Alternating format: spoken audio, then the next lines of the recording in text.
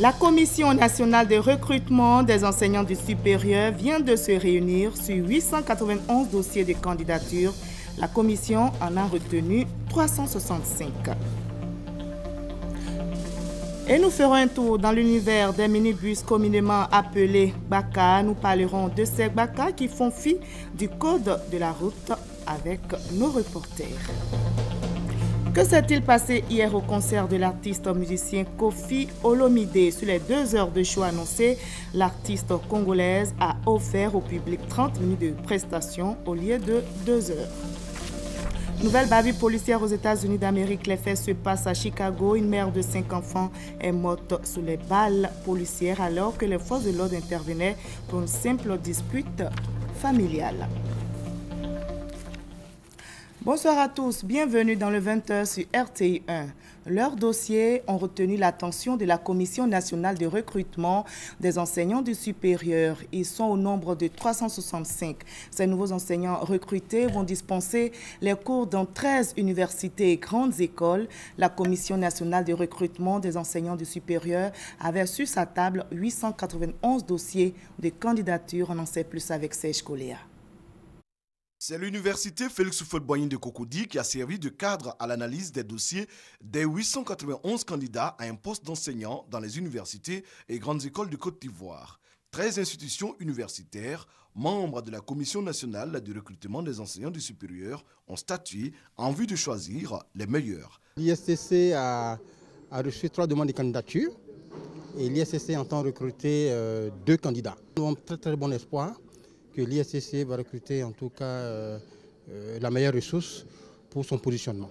Cette année, les universitaires ont pleinement la responsabilité du recrutement. L'innovation majeure, c'est que nous avons fait comme dans les sciences de la santé. C'est-à-dire que le candidat vient présenter ses titres et travaux pendant 10 minutes, puis avec un entretien avec le jury. Au niveau de l'université Félix Houphouët-Boigny, nous avons eu 228 dossiers. Et nous avons aussi que 70 postes en recrutement nouveau, 14 en glissement catégoriel et 5 en contrat, ce qui fait 89 postes. Nos besoins vont au-delà. Cette réunion de la Commission nationale de recrutement des enseignants du supérieur s'est faite sous la supervision de Gimbala Diakité, directeur des ressources humaines au ministère de l'enseignement supérieur et de la recherche scientifique. La formation en continu, un outil de développement, c'est possible en Côte d'Ivoire. L'État ivoirien vient de mettre en place le centre d'éducation à distance sur la base de visioconférences. Les auditeurs participent à des modules de formation aux 4 coins du globe. Ils renforcent ainsi leur capacité à moindre coût, nous explique Alexis Ouedraogo.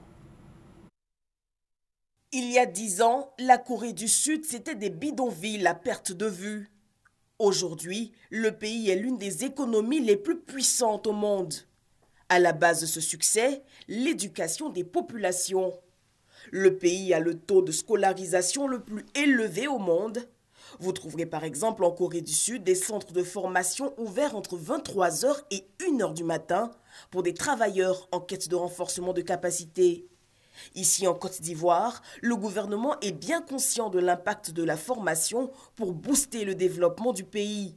Chaque année, plusieurs agents ou fonctionnaires de l'État sont envoyés en formation, mais à l'étranger, puisque certains modules ne sont pas disponibles sur place. Il demeure toutefois un problème, le coût. Ces formations à l'étranger coûtent cher, très cher à l'État. En solution, un centre d'éducation à distance a été mis sur pied depuis 1999. Sa mission, rendre disponibles sur le territoire ivoirien des modules de formation continue.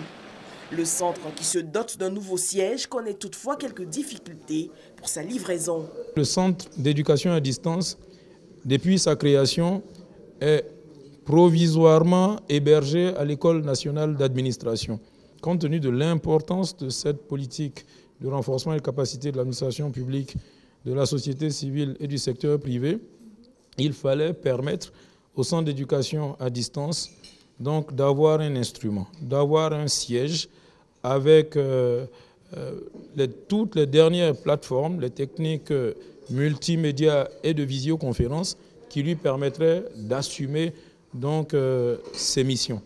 les travaux ont été exécutés à quasiment 85%. Président du comité de gestion du centre d'éducation à distance, le secrétariat national au renforcement des capacités assure de dispositions pratiques en vue d'offrir au plus grand nombre l'opportunité de se former et de faire face aux défis de l'émergence. S'il y a 70 ans en Corée du Sud, seules 2 personnes sur 10 savaient lire et écrire. Aujourd'hui, l'éducation et la formation du peuple ont propulsé le pays au rang de puissance incontournable. Un exemple à suivre à tout prix. La Ligue des établissements islamiques et Médersa en Côte d'Ivoire milite pour une scolarisation obligatoire et une école islamique d'excellence et de qualité. Ces objectifs ont été réaffirmés lors du 2e congrès de la Ligue. Le nouveau responsable, Cheikh Ibrahim Sangaré, élu à la tête de la Ligue pour un mandat de 4 ans, appelle les membres au travail. Les détails avec Baraki Sabamba et Alexis Ouedraogo. Cheikh Ibrahim Sangaré est reconduit pour un mandat de 4 ans à la tête de la Ligue des établissements confessionnels islamiques et Médersa en Côte d'Ivoire. Le président s'engage à appliquer les résolutions du Congrès. Parmi ces recommandations, il faut accompagner les écoles à la reconnaissance du ministère de l'Éducation nationale et voir dans quel contexte les structures qui travaillent au sein des organisations de l'éducation puissent se mettre ensemble pour regarder dans la même direction. Donc c'est nos défis à relever dans les 4 années à venir. À travers ces assises, la LESIM veut redynamiser le secteur de l'enseignement islamique. Les défis restent toutefois nombreux. Fédérons nos efforts pour une scolarisation obligatoire et une école islamique d'excellence et de qualité. L'école obligatoire est une loi de la Côte d'Ivoire. Il n'y a pas d'école d'excellence encore dans nos écoles confessionnelles. Il n'y a pas d'enseignement secondaire d'excellence encore. Il n'y a pas de programme dans nos écoles confessionnelles islamiques. Il faut qu'on se mette ensemble pour parler un jour d'un programme national de l'école confessionnelle islamique. Le Congrès invite les promoteurs d'écoles à prendre une part active dans la formation de l'Ivoirien nouveau. Il exhorte la Ligue à continuer à prendre des initiatives en vue de favoriser la scolarisation de la jeune fille. Parlons à présent économie avec l'IGR. L'impôt général sur le revenu est désormais supprimé. Ainsi en a décidé le gouvernement pour le bien-être des populations. À cette mesure s'ajoute le renforcement du système de remboursement des crédits de TVA. Toutes ces informations ont été données par la Direction générale des impôts. Le reportage de Jean-Jacques Amiala. Pascal Abinakwakou, invité du Forum des directeurs de publication de Côte d'Ivoire. Thème abordé, quelle fiscalité pour la Côte d'Ivoire émergente à l'horizon 2020. Le directeur général des impôts a saisi cette tribune pour partager avec les journalistes le dispositif fiscal et les mesures prises par le gouvernement pour l'amélioration du climat d'affaires en Côte d'Ivoire. Pascal Abinakwakou a indiqué également que ces mesures visent à améliorer les conditions de vie de la population ivoirienne. L'invité du Forum des directeurs de publication de Côte d'Ivoire a dit aux hommes de médias qu'au nombre des mesures prises par le gouvernement figure la suppression de certains impôts comme l'IGR, impôt général sur les revenus. Il n'y aura plus l'IGR comme on le connaît aujourd'hui parce qu'il n'y aura plus de déclaration globale à faire, mais vos revenus particuliers là vont supporter l'impôt foncier. Une fois que vous avez payé votre impôt foncier, vous n'avez plus d'IGR à payer, des déclarations d'IGR à faire. Si vous avez payé votre impôt sur le revenu agricole, le bénéfice agricole, vous n'avez plus de déclaration à faire.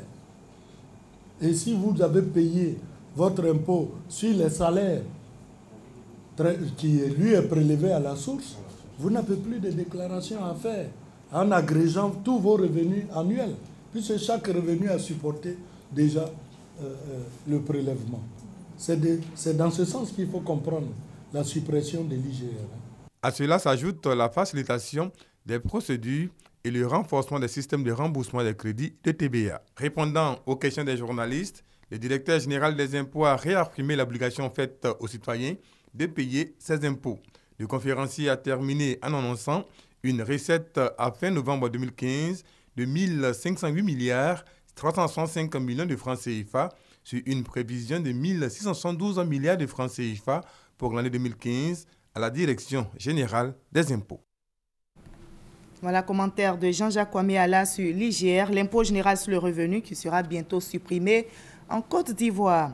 Je vous invite maintenant à faire un tour dans l'univers des minibus communément appelés Gbaka. Pas facile de pénétrer ce milieu, alors prudence. Ces Gbaka font fi du code de la route. L'indiscipline, le non-respect des règles sont le quotidien de la plupart de ces chauffeurs. Maïsako, notre reporter, nous conduit maintenant sur ces routes pour voir comment l'indiscipline règne en maître dans le secteur des minicars ou Gbaka. Ce vendredi, à l'instar des autres jours ouvrables, la ville d'Abidjan grouille d'activités. Allant au rythme de la capitale économique ivoirienne, les mini-cars de transport en commun, généralement appelés Gbaka, sont aussi à la tâche. Ces véhicules, dont les tarifs varient entre 200 et 500 francs CFA, sont une chance pour qui ne possèdent pas de véhicule personnel. Pourtant, les Gbaka ont la triste réputation de s'illustrer par une indiscipline notoire dans la circulation.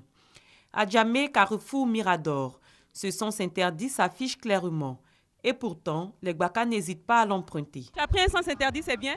Souvent, il y un moutier qui est là, on peut passer par l'autre côté. C'est forcément obligé qu'on n'a qu'à rentrer là. À Djamé, à Bobo, à Yopougon, le constat est le même. De par leur indiscipline essentiellement caractérisée par le non-respect du code de la route, les Gbaka sont à l'origine de nombreux accidents, des embouteillages et de bien d'autres désagréments sur les routes. Sincèrement, parler de la conduite des Gbaka, vraiment certains conduisent très mal. C'est leur argent qui les intéresse, mais la vie même des passagers ne les intéresse pas. Les chauffeurs de Gbaka sont des personnes qui ne sont pas beaucoup trop encadrées. C'est à l'État de faire l'effort d'encadrer ces personnes-là. On dit que vous prenez les comprimés, les cafés noirs. Moi, il n'y a pas de dose, ils ne fument pas, ils ne boivent pas noir. Ma dose, c'est l'eau.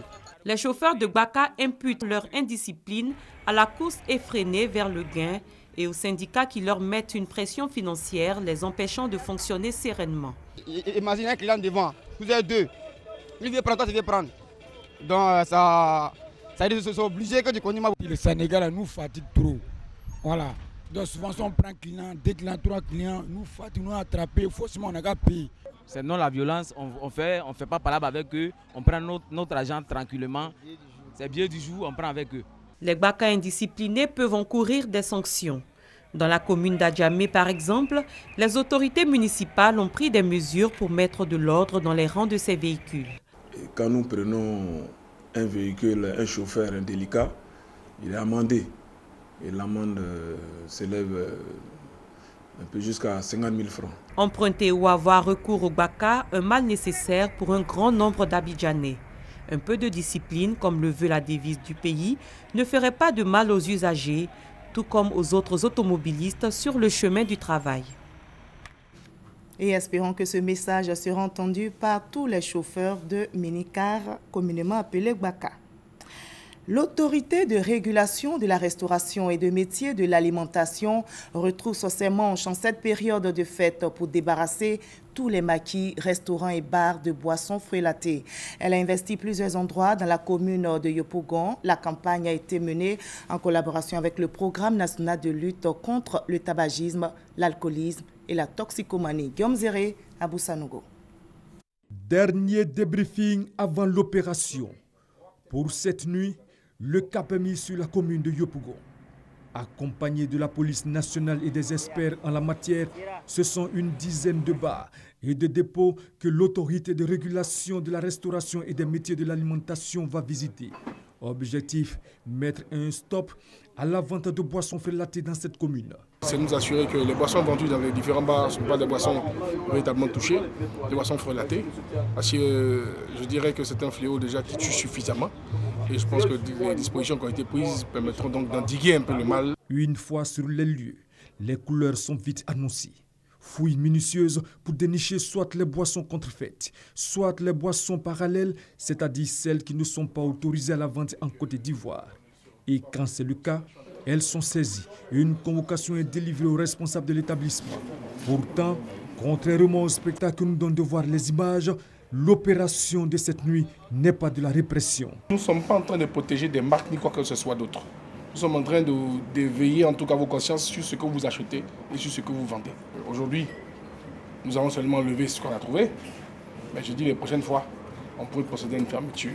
Débuté à 20h, c'est à 1h du matin que l'opération s'est achevée. Avant la commune de Yopougon, ce sont les débits de boissons de la commune de Cocody qui ont été passés au peigne fin. Et selon Tournia Amalama, président de l'autorité de régulation de la restauration et des métiers de l'alimentation, il en sera ainsi jusqu'au 1er janvier 2016. Nous partons maintenant à Séguéla où le maire de la commune s'active pour la prise en charge des femmes de la localité. Le maire vient de remettre aux femmes des chèques d'une valeur de près de 3 millions de francs CFA pour le financement de leurs activités. La cérémonie de remise des chèques a eu lieu en présence de notre reporter Herman Niamien. Un fonds d'appui pour soutenir les femmes de la commune de Séguéla. C'est une initiative du maire en collaboration avec l'ONG Guiguia. À travers ce geste, le maire entend appuyer les femmes de sa cité à entreprendre des activités génératrices de revenus. Remettant les premiers chèques d'un montant global de 2 700 000 francs CFA, Lassina Diomandé et la présidente de l'ONG Guiguia ont exhorté les bénéficiaires à en faire bon usage. Il n'est pas remboursable, il est remboursable entre eux-mêmes parce que je dis que c'est un système de tontine. Ils vont prêter ça à leurs membres qui travaillent et qui remboursent au bout d'un certain temps. On ne voudrait pas que ça finisse. Notre souhait, c'est d'éterniser ce geste. Nous allons chercher d'autres partenaires qui vont encore venir faire bénéficier les femmes. Les bénéficiaires se sont engagés à faire fructifier la somme reçue afin de permettre à d'autres femmes d'en bénéficier. On va rembourser pour faire plaisir à le maire, pour que prochainement encore, on gagne un peu plus beaucoup que ça. De 100 000 francs là, ce n'est pas petit. La personne qui ne connaît pas la valeur de l'argent, qui dit que 100 000 francs est petit. 100 000 francs là, on peut faire jusqu'à ça va devenir 1 million. Cette action du maire de Séguéla s'inscrit dans sa politique d'assurer l'autonomie de ses administrés à travers le financement des activités génératrices de revenus pour leur permettre de faire face à la pauvreté. Que s'est-il passé hier au concert de l'artiste musicien Kofi Olomide? En tout cas, les amoureux de rumba qui ont pris d'assaut le palais de la culture de Treichville sont rentrés dessus. La star congolaise de la rumba n'a presque pas presté. Sur les 2 heures de show annoncées, Kofi Olomide a offert au public 30 minutes de prestation. À l'origine de ce fiasco, un contrat mal ficelé. L'artiste et les organisateurs se rejettent la faute. Mamadou Kwasi. L'affaire fait grand bruit dans la capitale ivoirienne. Le concert manqué de l'artiste congolais Kofi Olomide au palais de la culture de Treichville samedi dernier. À l'origine de cette affaire, une histoire de droit à l'image. Ils m'ont clairement dit qu'ils n'étaient pas du tout intéressés à payer pour filmer et donc qu'ils ne filmeraient pas. Parce que moi j'avais demandé, comme il se doit, à être payé pour être filmé. J'arrive, je trouve des drones, des grues, qu'on appelle aussi perche, 6, 7, 8 caméras sur la scène, devant, partout. Comme on en avait parlé avant, j'ai failli même ne pas commencer à chanter. Mais je regardais mon public qui était là, qui vibrait. Je me suis mis quand même à chanter. Le spectacle a quand même commencé. Au bout d'à peu près 40 minutes comme ça, je me suis dit, ok, je vais quand même essayer de voir avec M. Ouattara, qui est le producteur, au sujet de ce filmage qui a lieu, alors que lui m'avait dit qu'il n'y aurait pas de filmage.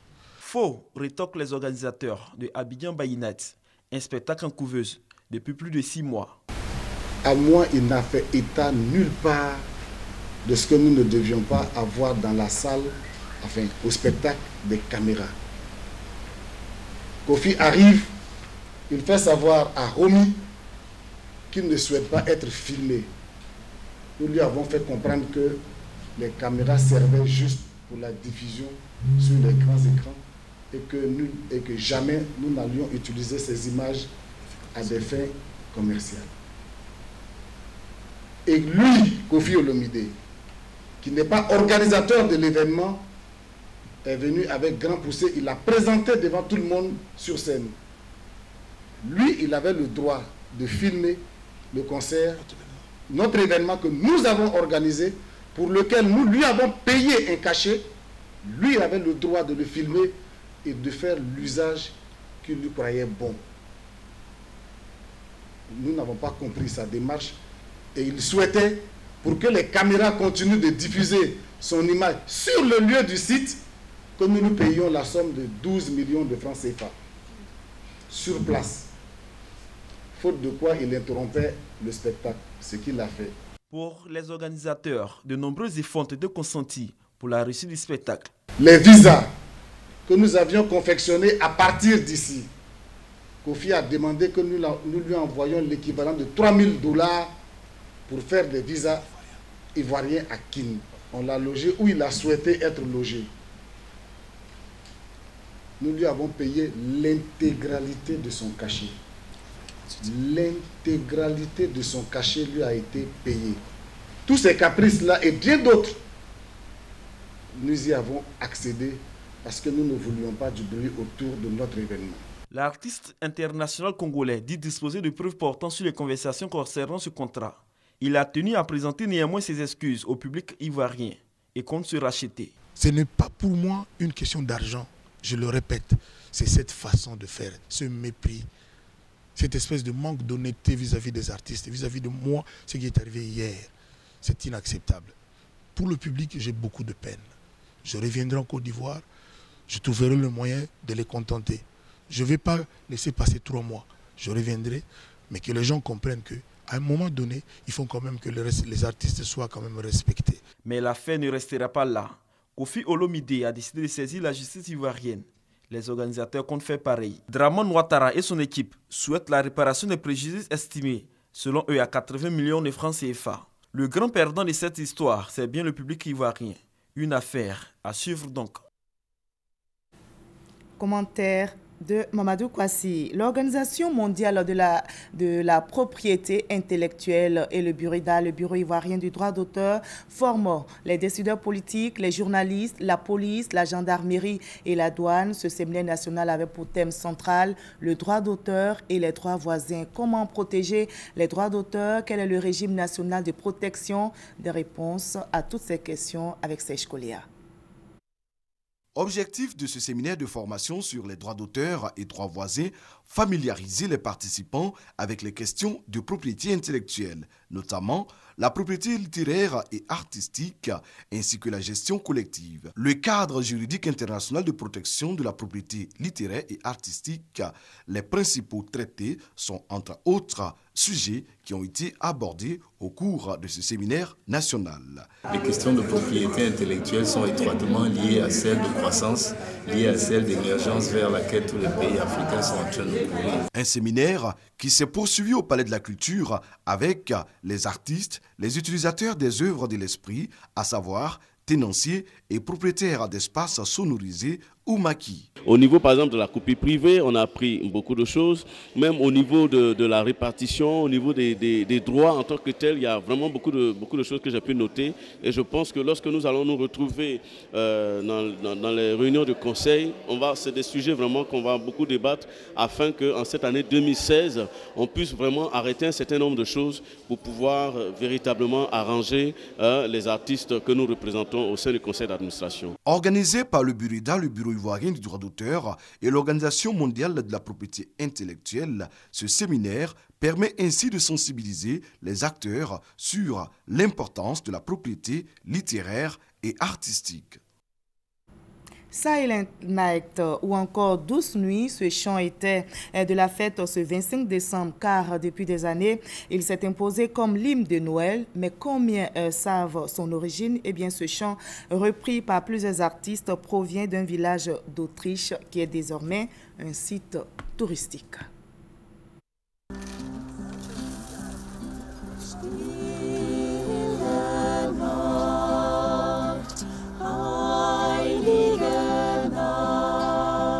Plus qu'une chanson, ces quelques notes sont le véritable hymne de Noël.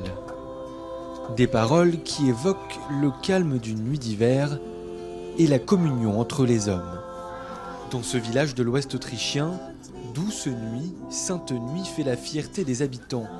Pour eux, la mélodie résonne d'une façon toute particulière. Je crois que les gens, aux États-Unis ou en France ou dans d'autres pays, ne savent pas vraiment où le morceau a été joué pour la première fois. Ils connaissent la chanson, mais les gens ne savent pas d'où elle vient.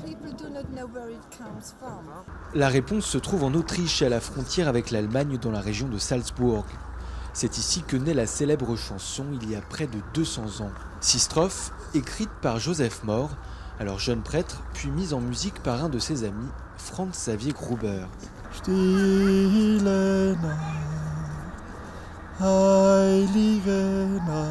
Les touristes se pressent par milliers à Oberndorf pour visiter la réplique de la chapelle où le morceau a été interprété pour la première fois à la veille de Noël.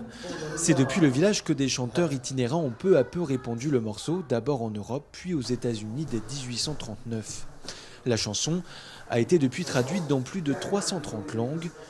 Écrite en temps de guerre et de crise majeure en Europe, la partition reste d'une actualité brûlante.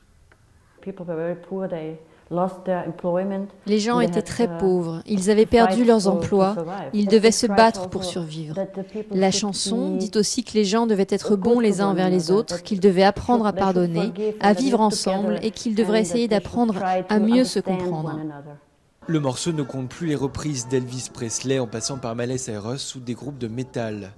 La version la plus insolite revient peut-être cette année à la Suède avec une composition interprétée par des chèvres pour une association caritative.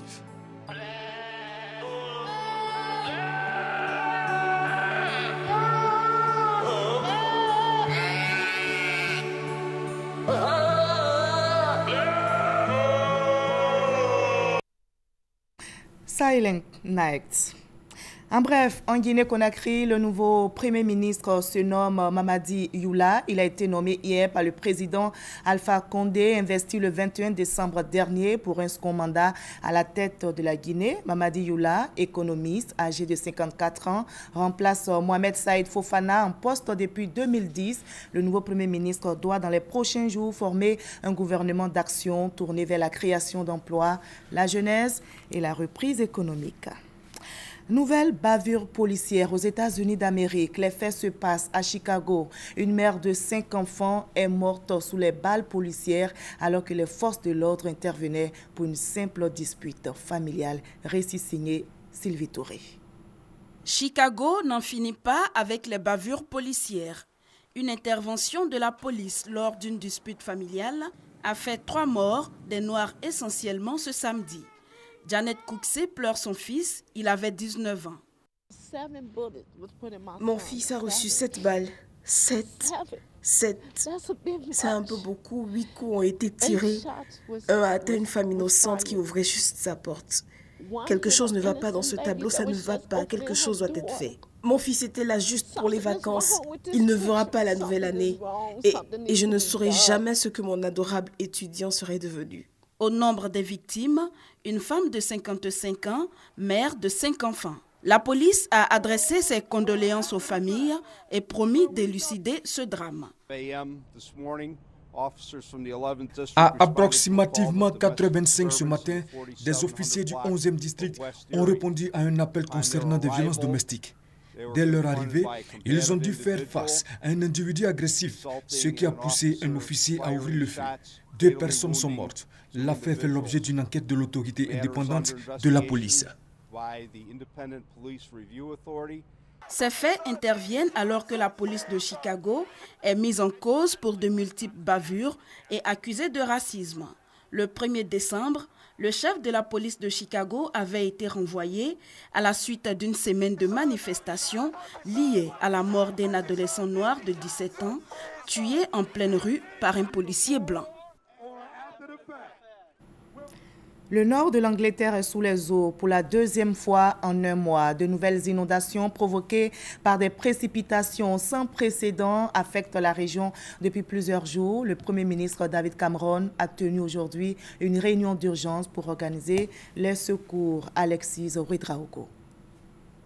Les pires inondations depuis l'an 2000 à York, en Grande-Bretagne. Ce dimanche, le Premier ministre britannique David Cameron a annoncé des renforts militaires pour aider les populations affectées par les inondations, jugées sans précédent.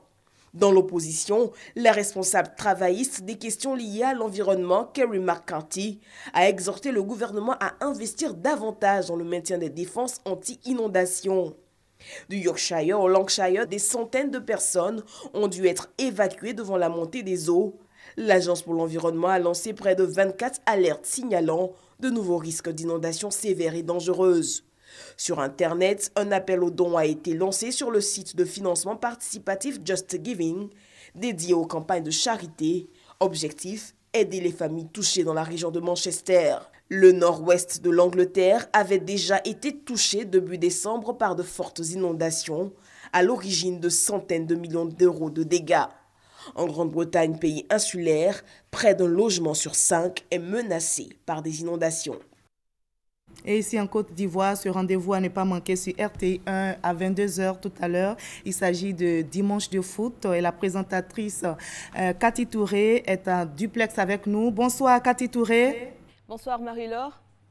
Passé dans ce 6e numéro de DDF. Vous m'entendez Marie-Laure, bonsoir. Oui, alors ce soir encore, vous l'avez dit, il y aura DDF, Dimanche de foot. C'est bien le rendez-vous, vous l'avez dit exactement, le rendez-vous à ne pas manquer sur RTI 1. Ce soir, le plat principal, comme on le dit chez nous, ce sera la 6e journée du championnat national de football, la Ligue 1. Avec l'information majeure qui est celle-ci, eh bien Mossou FC, oui, cette équipe qui vient de monter en première ligue, eh bien Mossou FC se retrouve leader de ce championnat. Mossou FC qui va terminer certainement l'année à la tête de ce championnat malgré sa défaite aujourd'hui face à l'Africa Sport d'Abidjan. Et puis on assiste au grand retour du champion en titre, l'AS Tanda, qui recommence à renouer avec les victoires dans ce championnat. Également à côté du gros match que constitue ce match Mossou FC Africa Sport d'Abidjan, nous irons à la découverte d'un Ivoirien parce que DDF, il faut le savoir, c'est une émission qui découvre également les bons joueurs ivoiriens qui évoluent en Côte d'Ivoire, mais aussi à l'extérieur. Nous irons voir Gérard Gou qui exerce, lui, du côté du Kazakhstan, et pas des moindres, puisque c'est lui qui est le meilleur joueur africain de ce championnat asiatique et aussi le meilleur buteur. Également, nous irons à l'international pour retrouver Cissé Sekou, que vous connaissez, qui a quitté la Belgique pour la France. Et bien sûr, nous allons également parler de l'ASEC, l'Académie Mimosifcom, avec son responsable. Voilà Cathy Touré, le menu est bien dit. Nous prenons Je n'ai plus le retour, hein, Marie-Laure, juste pour compléter que nous avons également les pros qui sont à Abidjan. Les pros, il s'agit bien sûr des éléphants de Côte d'Ivoire qui sont à Abidjan. Et l'information intéressante ce soir dans DDF, eh bien, Pro News, qui est une rubrique de DDF, se fera en direct avec les pros sur ce plateau. Nous ne vous donnerons pas de nom, nous vous disons tout simplement de vous connecter dès 22h sur RTI 1 pour le 6e numéro de DDF. Et le rendez-vous est pris à 22h. Merci Cathy Touré. Merci à vous également de nous avoir suivis. Très belle soirée à vous.